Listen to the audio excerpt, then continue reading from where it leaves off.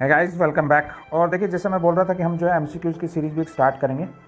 तो ये मैंने नई एमसीक्यूज़ की एक सीरीज़ स्टार्ट की। तो इसमें क्या करेंगे, मैं आपको रोज़ 10 जो है नए नए एमसीक्यूज़ दूंगा जहाँ से भी मुझे मिलेंगे, ठीक है।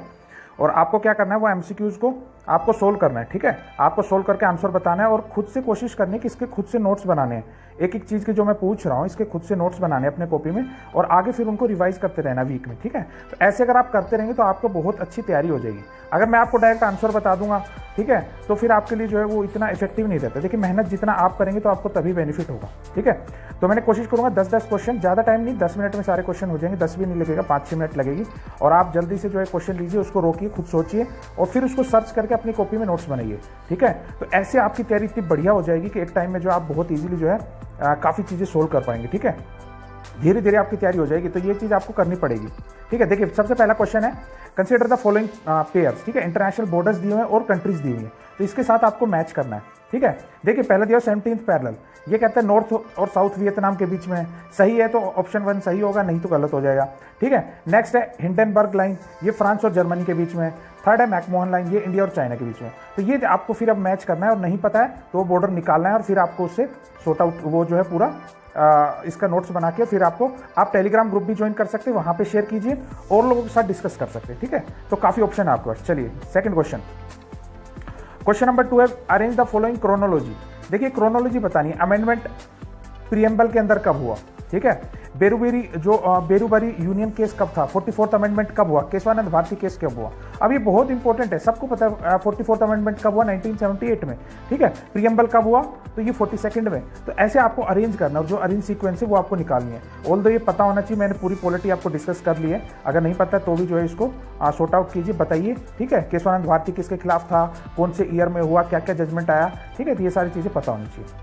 Next question number 3, which of the following C is not part of 3 Cs initiative, ठीक है। कौन सी जो इनमें से 5 जो सीज दी हुई है, इन सी में कौन सा 3 सी इनिशिएटिव का पार्ट नहीं है। रेड सी है, बाल्टिक सी, ब्लैक सी, एड्रियाटिक सी, बेरिंग सी, ठीक है।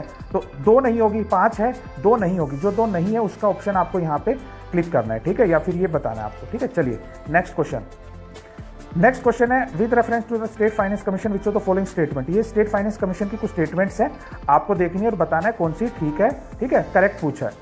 तो ये चीज ध्यान रखिए, करेक्ट पूछा है या कौन सा पूछा है। अब यहाँ पे क्या है, देखिए स्टेटमेंट 1 है, it is constituted by the governor of state at the expiration of every 5th year, यानी 5 साल खत्म होने के बाद गवर्नर इसको कॉन्स्टिट्यूट करता है, ठीक है। नेक्स्ट है, it works in the close coordination with the Finance Commission of India to determine the distribution of net proceeds of taxes between central state। ये कह रहे हैं क्लोज कोऑर्डिनेशन में काम करता है फाइनेंस कमीशन के साथ, ठीक है। फाइनेंस कमीशन जो इंडिया का है उसके साथ, ठीक है। तो ये आपको स्टेटमेंट देखनी है। थर्ड है, it recommend the grant in aid to the panchayat and municipalities for the consolidated fund of state. जो कंसोलिडेटेड फंड स्टेट का है उससे जो ग्रांट दी जाएगी किसको, पंचायत और म्युनिसिपैलिटीज को, उसको ये रिकमेंड करता है। तो ये तीनों स्टेटमेंट आपको देखनी है, फिर आंसर बताना है, ठीक है। नेक्स्ट है, with reference to the constitution of India consider the following statement. ये स्टेटमेंट आपको देखनी है और आपको बताना है ठीक है या नहीं है। ठीक है पूछा, करेक्ट पूछा तो करेक्ट देखनी है हमें, ठीक है। क्या है, number 1, the president tendered his resignation to the chief justice of India. President किसको अपना रेजिग्नेशन देता है, तो ये स्टेटमेंट चेक करनी। सेकंड है, vice president tender his resignation to the president of India. और third statement, speaker of Lok Sabha tender his resignation to deputy speaker. तो इसमें से आपको, ये मैं ऑलरेडी सारी चीज पढ़ा चुका हूं, तो आपको देखना है कौन सी स्टेटमेंट ठीक है और कौन सी गलत है, ठीक है। चलिए नेक्स्ट, देखिए काफी इंटरेस्टिंग क्वेश्चन है। क्या दिया हुआ यहाँ पे, name the state translates the land of the hill people, ठीक है। एक जो है उसका अगर ट्रांसलेट करें स्टेट का तो उसका मतलब होता है the land of hill people, ठीक है। सेकेंड है, it is one of the 3 states with the Christian majority people. इसके अंदर जो है क्रिश्चियन मेजोरिटी पीपल है। It is growing transit point for trade between the Myanmar and Bangladesh. Myanmar और बांग्लादेश के बीच में ट्रांजिट पॉइंट ये क्रिएट करता है ट्रेड के लिए। नेक्स्ट है, पलक लेक जो है इसके अंदर जो नेचुरल लार्जेस्ट नेचुरल लेक है स्टेट के अंदर, ठीक है। तो ये स्टेट आपको बताना है कौन सा है, मणिपुर है, मेघालय है, मिजोरम है या नागालैंड है, ठीक है।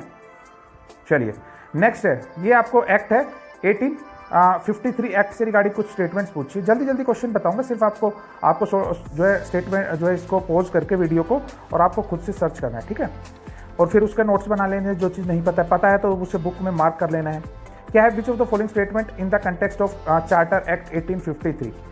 नंबर 1 क्या है, under the act the governor general of Bengal was made the governor general of India, ठीक है। नेक्स्ट है the act provide for the separate governor for Bengal, ठीक है। 1857 का जो चार्टर एक्ट था उसको कंपेयर करना है। और उसके बाद ये it provides for the separation of political and executive functions of the governor general council, ठीक है। 3 स्टेटमेंट है, चेक करनी है, तीनों ठीक है, 1 ओनली ठीक है, 2 और 3 ठीक है, या फिर 1 एंड 2 ठीक है, ठीक है।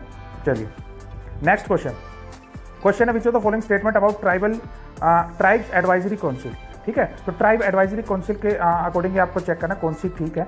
ये कहते हैं they are mentioned in the 5th schedule of the constitution. Next कहते हैं it can be establish in state having scheduled tribe but no schedule area, ठीक है। थर्ड कहते हैं कि they advise on the matter pertaining to the welfare and advancement of the scheduled tribe in the state as may be referred to them by the governor. तो ये मैंने already ये भी पढ़ाई हुई चीज़ है, ठीक है। तो इसका आंसर देना आपको कौन सी करेक्ट स्टेटमेंट है, ये आपको मैच करनी है, ठीक है। चलिए क्वेश्चन नंबर 9 यहाँ पे नीचे दिखता रहेगा आपको, ठीक है, कौन सा क्वेश्चन चल रहा है 9, 8, 7, तो उसके अकॉर्डिंग जो आपको आंसर देना है। क्वेश्चन नंबर 9 है कंसिडर द फॉलोइंग स्टेटमेंट। ये स्टेटमेंट आपको कंसिडर करनी है और इसमें देखिए क्या है। स्टेटमेंट नंबर 1 है a convicted member of parliament is given 3 month time for appeal before he gets disqualified for the holding of office, यानी कि 3 महीने का टाइम दिया जाएगा। कोई भी अगर MP है, ठीक है, अगर वो कन्विक्टेड हो जाता है तो 3 महीने का टाइम है जिसमें अपील फाइल कर सकता है, फिर जो है वो डिस्क्वालीफाई नहीं होगा, अगर नहीं करता है तो डिस्क्वालीफाई हो जाएगा। सेकेंड है the returning officer can reject nomination paper of a candidate for non disclosure of information related to assets और देयर क्रिमिनल बैकग्राउंड। तो जो रिटर्निंग ऑफिसर है वो किसी का भी नॉमिनेशन पेपर रिजेक्ट कर सकता है अगर वो पाता है कि जो उस कैंडिडेट ने जो इन्फॉर्मेशन है वो डिस्क्लोज नहीं की है प्रॉपर तरीके से, ठीक है। नेक्स्ट है आपका 3 है person charge with cognizable offence are debarred from contesting an election if charge are framed by the court. अगर चार्ज फ्रेम हो गए, ठीक है, कोग्निजेबल ऑफेंस है कोई भी, तो उसको डिबार कर दिया जाएगा। तो 3 स्टेटमेंट आपको चेक करनी है कौन सी ठीक है या नहीं है, ठीक है। लास्ट क्वेश्चन है हमारा, ठीक है। चलिए क्वेश्चन क्या है, ये देखिए ग्रासलैंड आपको मैच करने हैं। पहला ग्रासलैंड है चोर्स, ठीक है। चोर्स ये कहता है कि अंडमान निकोबार में है, तो आपको मैच करना है अंडमान निकोबार में है या नहीं। सेकंड है विदीज, विदीज कहता है गुजरात में है या नहीं। फुमडीज ये मणिपुर में, तो ये पता है। फुमडीज का देखिए किबू लेमजाओ पार्क करके भी है, तो ये भी हमने पढ़ा हुआ है, अगर आपको याद होगा तो इससे आपको रिलेट कर पाएंगे, ठीक है। तो ये 3 स्टेटमेंट आपको देखनी है और आपको आंसर देने, ठीक है। तो ज़्यादा टाइम वेस्ट नहीं करेंगे, थोड़ा ये 10-10 मिनट की वीडियो मैक्सिमम बनेगी, 7-8 मिनट की, इसी में कवर हो जाएगी सारे क्वेश्चन, आपको आंसर। मैं यहाँ आंसर अगर बताऊँगा ना आपको तो आप बेनिफिट नहीं है। ऐसे तो देखिए मार्केट में बहुत चीज़ें हैं, सिर्फ मैं आपको ये बता सकता हूँ मेहनत आपको कैसे करनी, क्या तरीके हैं। ये तरीके कि आप क्वेश्चन लीजिए, खुद उसके आंसर की बनाइए, किसी भी आंसर की को देखिए मत, खुद अपनी आंसर की बनाइए, उससे आपको नॉलेज बहुत ज़्यादा बढ़ेगी, ठीक है। चलिए फिर bye bye, take care, thank you very much.